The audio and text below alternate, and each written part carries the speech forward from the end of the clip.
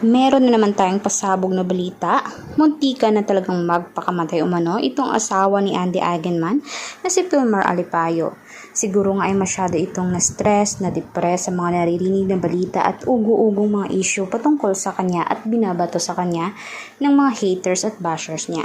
Gayunpaman ay sana naman magiging leksyon ito at magiging tulay ito para magbago siya.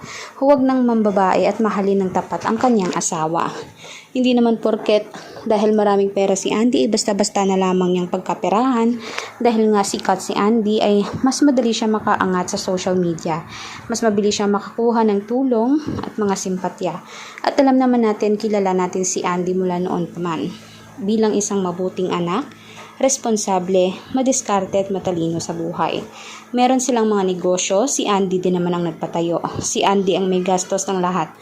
Kumbaga si Filmar ay parang buhay prinsipe at tila parang napakalaki o swerte niya dahil nga nakapangasawa siya ng isang artista, na isang tagapagmana at talagang maganda, madiskarte at puno talaga ng hindi ng pagiging responsableng pagkatao. Kaya ngayon ang mga senador ay galit nga sa kanya. Tila parang hindi naawa ang mga tao sa kanya dahil siya naman talaga kung titingnan ang tunay na may mali.